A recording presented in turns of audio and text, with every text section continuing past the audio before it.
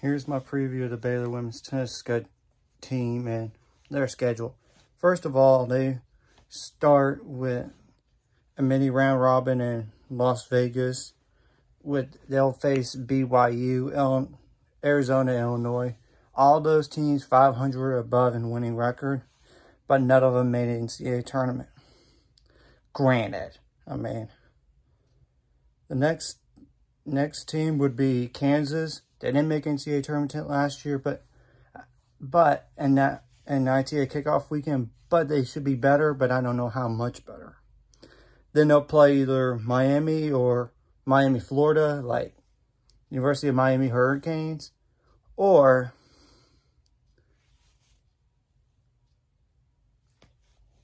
USC. And the USC, both of those teams, they're going to play at least one of those teams, and they'll be they were an NCAA tournament team last year. Of course, Texas, as a non-conference match, is a falling match. And Texas, my biggest question is, will they return Payne Stearns? Because I know they lost Lulu's son, and as of right now, Payne Stearns from Texas is back. But she could turn pro anytime she wants, before the year, during the year, or even after. Washington State is the next match, and that's at home. The Texas match is in Austin, by the way. Then they play Washington, that's at home. Neither of those two Washington schools made the NCAA tournament. But if the Baylor women's tennis does get past their ITA kickoff weekend, they could play in national indoors, which would be a match in Wisconsin, and Wisconsin would be one of those teams. But I don't know which teams. But I'm for sure thinking they'll play at least 2 NCAA tournament teams, maybe even up to 3. The 4 is possible, but the thing is, that's getting all the way to the championship, and I don't know if that's going to happen, and it probably won't happen. Supposedly on the schedule, Texas A&M is on February 12th, which is the same time as National Indoor thing, and Texas A&M can make the National Indoors as well, so we'll see about that. That's an NCAA tournament team right there, but we'll see what happens. SMU is at home. They didn't make NCAA tournament last year. Mississippi State's at home, but they made NCAA tournament despite 11-13 record because last year they got rid of the 500 rule, which you have to be 500 or above to even make the NCAA tournament, like given enough ranking, of course. Okay, Florida is on the road. That's an NCAA tournament team. That's going to be interesting. Same with Central Florida, UCF.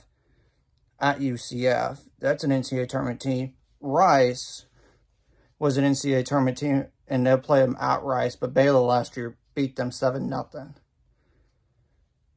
Okay, Abilene Christian's the following match, and they didn't make NCAA tournament last year. Supposedly they have North Texas the same day and the same time, but we'll see about that schedule, and it'll be rearranged, of course. Okay, TCU. Okay, beginning of conference play. TCU and at home in Waco, that should be a win, but I know TCU is going to be improved.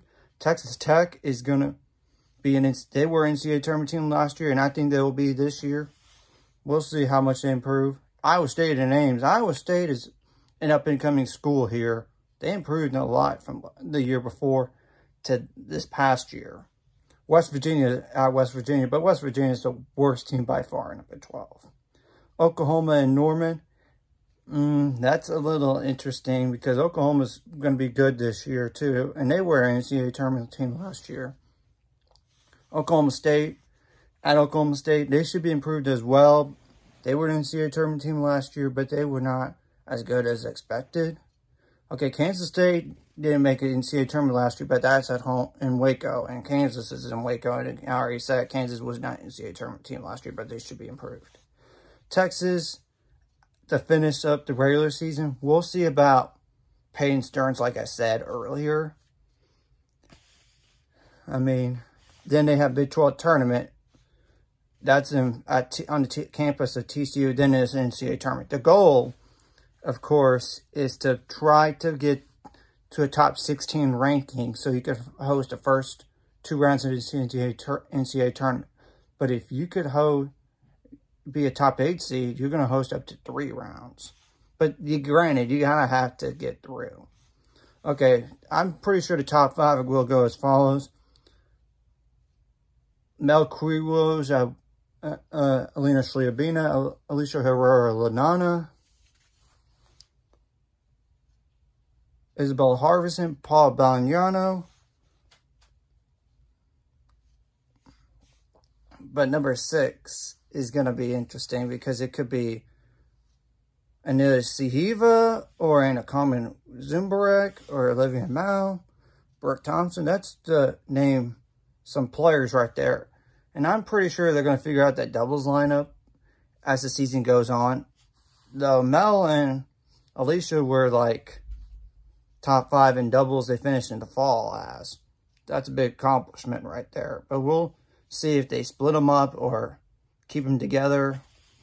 Like I said, it's going to... But all 10 players on the team could serve and return well in doubles, so I'm not concerned there.